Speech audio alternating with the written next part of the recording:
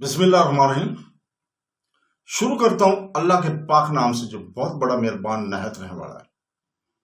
دوستو، بہنوں، بھائیو، بزرگوں، السلام علیکم ورحمۃ اللہ وبرکاتہ۔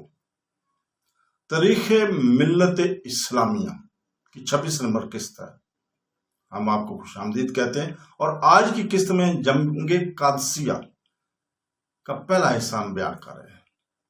تو دوستو، رستم نے فوج کو جب حکم دیا تو وہ دوری زرہ اور چمکتا خود پہن کر بھی ایک ہی جست میں اپنے برق رفتار گھوڑے پر بیٹھا اور چلایا۔ کل میں عربوں کو مٹا کر رکھ دوں گا، ایک افسر نے کہا، اگر خدا نے چاہا تو۔ رستم نے ڈٹ کر کہا، خدا نہ چاہے تب بھی۔ وہ 1,20,000 سپاہ کے ساتھ ساباد کی چھاؤنی سے نکلا۔ مسلمان دریائے فرات کے مغرب میں خیبہ جان تھے۔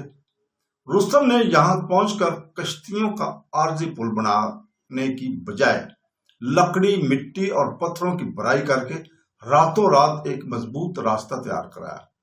صبح ہوتے ہی اس نے دریا عبور کر کے سال کے ساتھ سب بندی کر لی۔ 30,000 چندہ ایرانی سورماؤں نے زنجیریں پہن کر سبیں باندھ لی تھی تاکہ نہ تو کوئی ان کی صفوں کو توڑ سکے اور نہ وہ خود پیٹ پھیر کر بھاگ سکے۔ 18 جنگی ہاتھی لشکر کی درمیانی صفوں میں اور 15 دونوں پہلوؤں کے آگے کھڑے تھے اور ان کے ہودجوں میں انتہائی ماہر تیر انداز بیٹھے تھے۔ رستم اپنے لشکر کے پیچھے دریا کے کنارے ایک شاندار تخت پر برجمان ہو کر فوج کا معائنہ کر رہا تھا۔ شاہ ایران یزدگرد نے جنگ کی صورتحال سے لمحہ آگاہ رہنے کے لیے قادسیہ سے اپنے شہر مدین تک جگہ جگہ نقیب مقرر کر لیے تھے، جو پیغام کو ایک دوسرے سے سن کر بآواز بلند آگے نقل کرتے جا رہے تھے۔ یوں رستم کی بات یزدگرد تک اور اس کی رستم تک آنن فانن پہنچ رہی تھی۔ ادھر مسلمان اپنی صف بندی کر رہے تھے، مگر سب سے بڑا مسئلہ یہ تھا کہ لشکر کے امیر سعد بن ابی وقاص رضی اللہ تعالی عنہ کے جسم پر پھوڑے نکل آئے تھے اور وہ اتنی تکلیف میں تھے کہ بیٹھ سکتے نہ کھڑے ہو سکتے تھے۔ وہ اپنے لشکر کے پیچھے ایک کھنڈر نما عمارت کی چھت پر سینے کے نیچے تکیہ لگا کر اس طرح اوندے منہ لیٹے گئے تھے کہ سارا میدان جنگ ان کے سامنے تھا۔ یہ شوال 15 ہجری کے دن تھے۔ جنگ شروع ہونے سے پہلے حضرت سعد بن ابی وقاص رضی اللہ تعالیٰ نے بیماری کے باوجود فوج سے خطاب کیا اور انہیں حوصلہ دلاتے ہوئے فرمایا، مسلمانوں، اللہ جل شانہ کا ارشاد ہے، ہم نے نصیحت کی بات کے بعد زبور میں بھی یہ بات لکھ دی کہ زمین کے وارث میرے نیک بندے ہوں گے۔ لوگوں، یہ زمین تمہاری میراث ہے، یہ اللہ کا تم سے کیا گیا وعدہ ہے۔ اگر تم دنیا کے حریص نہ بنو اور آخرت کے طلبگار ہو تو اللہ دنیا میں بھی تمہیں دے گا اور آخرت میں بھی۔ اور اگر تم نے بزدلی اور کمزوری دکھائی تو تمہارا روب داب جاتا رہے گا اور تمہاری آخرت بھی برباد ہو جائے گی۔ لشکر کے دیگر سالار بھی اپنے اپنے سرفروشوں کے سامنے تقریریں کر کے ان کی ہمت اور جذبے کو ابھار رہے تھے۔ چونکہ حضرت سعد رضی اللہ تعالیٰ کی بیماری کا اکثر سپاہیوں کو علم نہ تھا، اس لیے انہیں لشکر کے پیچھے عمارت میں دیکھ کر بعض لوگوں نے اعتراض کیا اور اسے تن آسانی پر معمول کرنے لگے۔ حضرت سعد رضی اللہ تعالیٰ کو معلوم ہوا تو سامنے آ کر اپنے جسم کے پھوڑے دکھائے تاکہ کسی کو اعتراض کی گنجائش نہ رہے۔ آپ نے حضرت خالد بن عرفتہ غفاری رضی اللہ تعالیٰ عنہ کو میدان میں اپنا نائب مقرر کیا کہ متحد سپہ سالار ان کے آواز پر لبیک کہیں گے۔ ابو محجن شکفی رضی اللہ تعالیٰ عنہ نے خالد بن عرفتہ رضی اللہ تعالیٰ کی تقریر سے اتفاق نہ کیا۔ حضرت سعد رضی اللہ تعالیٰ نے تنبیہ کے طور پر انہیں اس عمارت میں قید کر دیا جس کی چھت پر ان کی نشست تھی۔ حضرت سعد رضی اللہ تعالیٰ نے ترتیب یہ بنائی کہ پرچوں پر ہدایت لکھ لے کر نیچے خالد بن عرفتہ رضی اللہ تعالیٰ عنہ کے حوالے کرتے جاتے اور وہ یہ پیغام تمام سالاران لشکر تک پہنچائے جاتے۔ زور کے وقت دونوں لشکر اپنی جگہ کھڑے رہے۔ زور کے وقت تک امیر لشکر کے حکم سے صفوں میں جگہ جگہ سورہ انفال کی تلاوت کی جاتی ہے۔ مسلمانوں نے صف بندی کی حالت میں نماز ظہر ادا کی۔ آخر حضرت سعد بن وقاص رضی اللہ تعالیٰ کی پہلی تکبیر گونجی اور سب سمجھ گیا کہ اب حملہ شروع ہوا جاتا ہے۔ دوسری تکبیر بلند ہوئی اور سب نے ہتھیار سنبھال لیے۔ تیسری تکبیر سن کر اسلامی لشکر نے بھی اللہ اکبر کا فلک شگاف نعرہ لگایا اور ساتھ ہی تیر اندازوں نے تیر برسائے اور گھڑسوار نیزے تان کر آگے بڑھے۔ چند لمحوں بعد چوتھی تکبیر گونجی تو ترتیب کے مطابق پورے اسلامی لشکر نے یک بارگی حریف پر دھاوا بول دیا۔ لڑائی میں ایرانی شہزادہ ہرمز تاج پہنے حضرت غالب بن عبداللہ اسدی رضی اللہ تعالیٰ کے مقابلے میں آیا اور گرفتار ہو گیا۔ ایک اور فارسی افسر قیمتی کنگن اور جڑاؤ کمر بند پہنے للکارتا ہوا سامنے آیا تو حضرت عمر بن مودی کرب رضی اللہ تعالیٰ عنہ اس کی طرف لگ کے اسے زمین پر پٹک کر خنجر سے ذبح کر دیا۔ اب گھمسان کی جنگ شروع ہو چکی تھی۔ حضرت سعد رضی اللہ تعالیٰ عنہ محل کی چھت سے برابر فوج کی رہنمائی کر رہے تھے۔ ان کی بے وقوفی نہیں تھی، اس وقت بے خوفی کا یہ عالم تھا کہ محل کے دروازے کھلے تھے اور کوئی پہرا نہیں تھا۔ مورخین لکھتے ہیں کہ اگر مسلمانوں کو پیچھے ہٹنا پڑتا تو ایرانی سیدھے محل میں گھس کر حضرت سعد رضی اللہ تعالیٰ کو گرفتار کر سکتے تھے، مگر حضرت سعد رضی اللہ تعالیٰ عنہ کو اس خطرے کی کوئی پرواہ نہ تھی۔ عربوں کے قبیلے بنو بحیلہ کے گھڑسوار بڑی پامردی سے لڑ رہے تھے۔ ایرانیوں نے 70 ہاتھیوں کا ریلا لے کر ان کی طرف یلغار کی۔ گھوڑے ہاتھیوں کو دیکھ کر بدک گئے اور بنی بجیلہ کی سب بندی ٹوٹنے لگی۔ حضرت سعد رضی اللہ تعالیٰ نے یہ ایک منظر دیکھا، فوراً بنو اسد کے دستے کو ان کی مدد کے لیے بھیجا۔ اب ہاتھیوں کا غول بنو اسد کی طرف پلٹ پڑا اور انہیں روندنے لگا۔ حضرت سعد رضی اللہ تعالیٰ نے بے چین ہو کر حضرت عاصم بن عمر رضی اللہ تعالیٰ سے کہا، ان ہاتھیوں سے نجات کی کوئی صورت ہو سکتی ہے؟ وہ بولے کیوں نہیں؟ یہ کہہ کر اپنے قبیلے کے بہترین تیر اندازوں کو لے کر آگے بڑھے اور تیروں کی اتنی شدت بچھاڑ کی کہ کوئی فیل بان زخمی ہوئے بغیر نہ رہا۔ بنو تمیم کے بہادروں نے ہاتھیوں کے ہوج الٹ دیے اور انہیں توڑ پھوڑ دیا۔ فیل بان نیچے گر کر واپس دوڑے اور یوں اس کالی اندھی کا رخ پھر گیا۔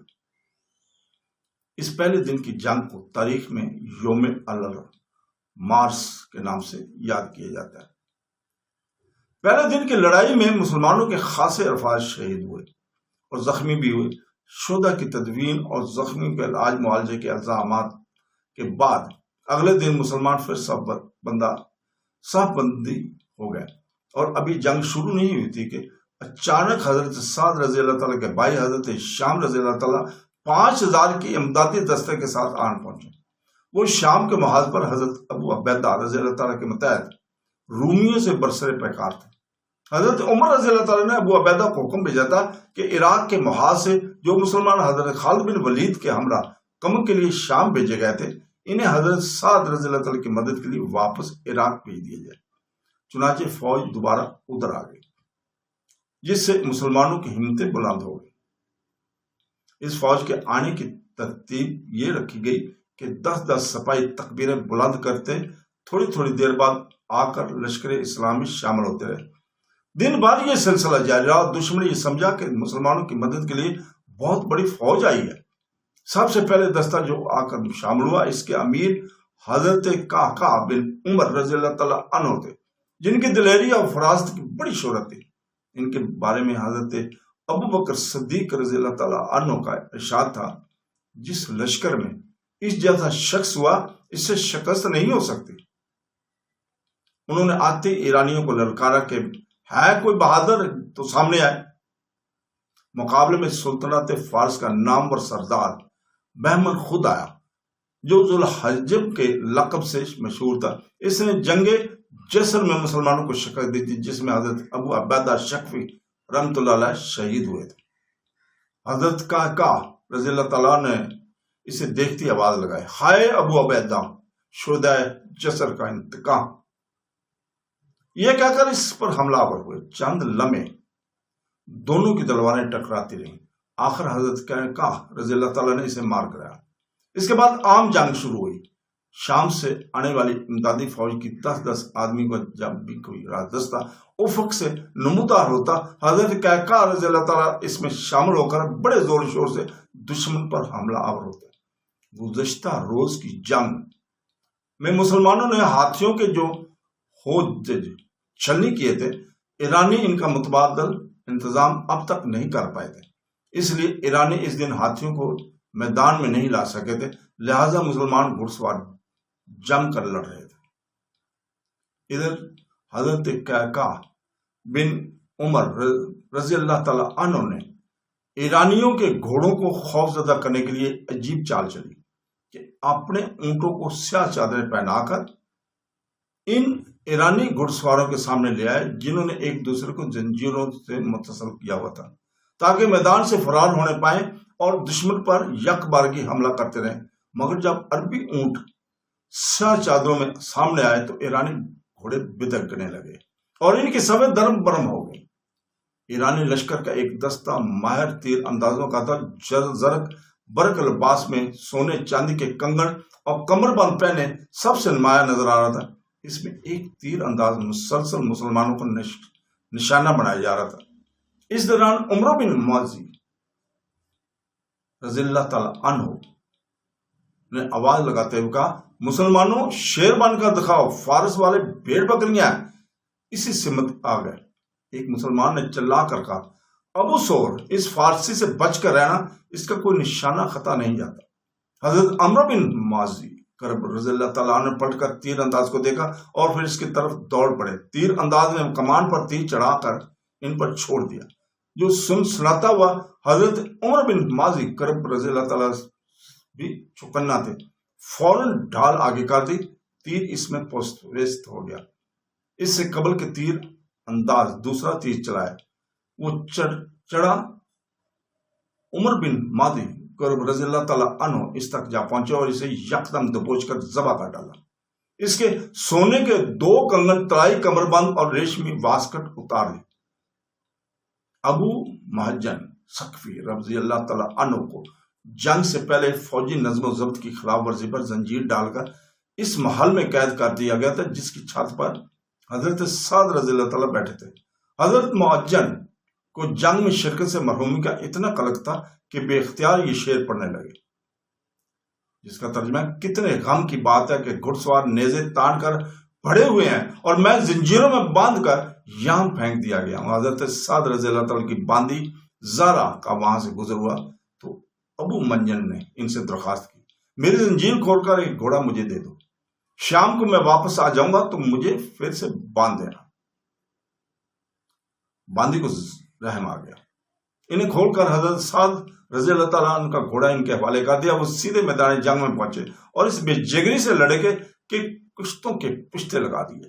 لوگ حیران تھے کہ یہ کون بہادر میدان میں آگ کودا ہے۔ حضرت سعد رضی اللہ تعالیٰ کی جب بھی ان پر نظر پڑتی وہ یہ محسوس کیے بغیر نہ رہتے کہ یہ سپاہی بھی ابو محجن کی طرح لڑ رہا ہے اور گھوڑا بھی میرے گھوڑے کی مانند ہے۔ پھر سوچتے کہ ابو محجن تو قید میں ہے، دن بھر یہ مہما حل نہ ہو سکا۔ شام ڈھلنے تک جنگ کی طرح خود کو زنجیر ڈلوا لی۔ حضرت سعد رضی اللہ تعالیٰ نیچے اترے تو سب سے پہلے اپنے گھوڑے کی طرف دیکھا پسینے سے تر ہو رہا ہے۔ تفتیش کی تو ساری بات سامنے آ گئی۔ حضرت سعد رضی اللہ تعالیٰ ابو محجن رضی اللہ تعالیٰ کی بہادری سے بڑے خوش ہوئے اور انہیں آزاد کر دیا۔ یہاں یہ بات ذہن میں رہے کہ بعض تاریخی روایت میں بتایا گیا کہ ابو محجن رضی اللہ تعالیٰ عنہ کو شراب نوشی کی وجہ سے قید کیا گیا تھا، مگر یہ روایت بہت ضعیف ہے۔ محققین کے نزدیک حضرت ابو محجن رضی اللہ تعالیٰ عنہ کو نظم و ضبط کی خلاف ورزی کے بنا پر یہ سزا دی گئی تھی۔ انہوں نے حضرت سعد رضی اللہ تعالیٰ کی نیابت کے لیے خالد بن عرفتہ رضی اللہ تعالیٰ عنہ کی تقریر پر اعتراض کیا تھا، جیسا کہ پہلے ہم بیان کر چکے ہیں۔ اس کے علاوہ ایک وجہ اور تھی، اور وہ یہ ہے کہ انہوں نے کچھ ایسے اشعار کہے تھے جن میں ذوق مہ نوشی کا ذکر تھا۔ حضرت سعد رضی اللہ تعالیٰ کی یہ بات بہت ناگوار گزری تھی۔ ابن اسیر الجزری رحمۃ اللہ علیہ نے روایت نقل کیا کہ ابو محجن رضی اللہ تعالیٰ عنہ سے جب ان کی سزا کی وجہ پوچھی گئی تو وہ بولے اللہ کی قسم میں کوئی حرام چیز کھانے پینے کی وجہ سے قید نہیں ہوا تھا، بلکہ میں اسلام لانے سے قبل شاعر بھی تھا اور شرابی بھی، تو میں نوشی کے بارے میں کچھ اشعار میری زبان پر آ گئے تھے، اس لیے حضرت سعد بن ابی وقاص نے مجھے قید کر دیا۔ دوسرے دن کی یہ لڑائی یوم اخواس کے نام سے یاد کی جاتی ہے۔ اس میں 2000 کے لگ بھگ مسلمان شہید ہوئے اور زخمی ہوئے، جبکہ ایرانیوں کا نقصان 10,000 افراد سے بھی کم نہیں تھا۔ خنسا بن عمر رضی اللہ تعالیٰ عنہ، جن کا اصل نام تمازر تھا، عرب کے مشہور شاعرہ تھیں۔ فن شعر کے ماہرین کا کہنا ہے کہ عربوں کی تاریخ میں ایسی بلند پایا شاعرہ ان سے پہلے گزری نہ ان کے بعد۔ زمانہ جاہلیت کی ایک لڑائی میں ان کا ایک بھائی معاویہ قتل، جبکہ دوسرا بھائی سہر شدید زخمی ہوا۔ خنسا 1 سال تک شہر کی تیمارداری کرتے رہے، مگر آخر کار وہ بھی دم توڑ گیا۔ خنسا رنج و غم میں ڈوب گئی۔ اس سے پہلے وہ اکا دکا شعر کہا کرتے تھے، مگر اب غم کی آگ مرثیہ گوئی کی صورت میں ظاہر ہوئی، اور اس اللہ کی بندی نے ایسے درد انگیز مرثیے کہے کہ بڑے بڑے شاعرہ سر دھنتے رہ گئے۔ پھر اللہ نے انہیں اسلام کی سعادت بخشی۔ وہ اپنے قبیلہ بنو سلیم کے ساتھ رسول پاک صلی اللہ علیہ وسلم کی خدمت میں حاضر ہوئی اور اپنے بیٹوں سمیت مشرب اسلام ہوئی، اسلام کو قبول کیا۔ رسول پاک صلی اللہ علیہ وسلم کو ان کے اشعار بہت پسند تھے، فرمائش کر کے ان کا کلام سنتے اور داد دیا کرتے تھے۔ جنگ قادسیہ میں خنسا بنت عمر رضی اللہ تعالیٰ عنہ اپنے 4 بیٹوں کے ساتھ شریک ہوئی تھی۔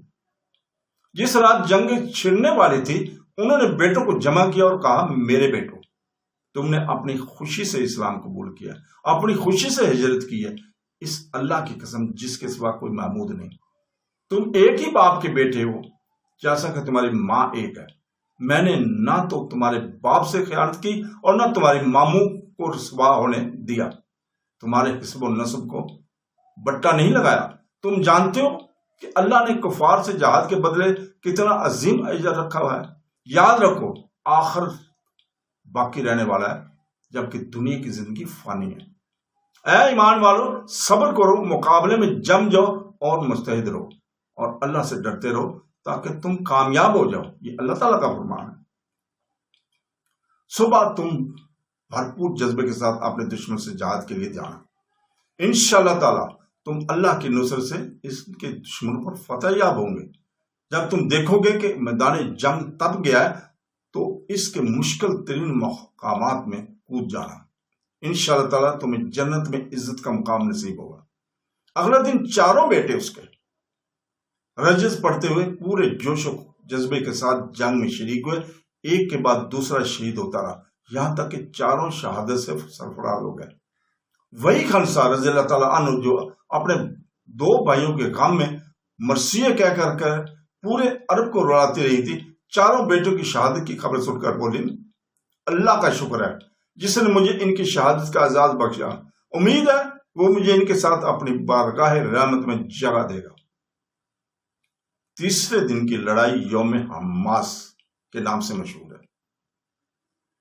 رات ہی کو حضرت قیقاع رضی اللہ تعالیٰ عنہ نے چند دستوں کو میدان جنگ سے خاصی دور چھپا دیا تھا اور انہیں ہدایت کی تھی کہ صبح جنگ شروع ہونے سے ذرا پہلے 100 کی ٹولیوں میں یہ کے بعد دیگرے میدان میں آتے رہے۔ چنانچہ صبح ہی جب میدان اور ایرانی سامنے آمنے ہوئے تو یہ دستے تکبیر کے نعرے بلند کرتے باری باری آئے، جس سے ایرانیوں پر روب طاری ہو گیا۔ آخر میں حضرت ہشام بن ابی وقاص رضی اللہ تعالیٰ عنہ 700 سواروں کے ساتھ اس طرح ٹولی میں تقسیم ہو کر میدان میں اترے۔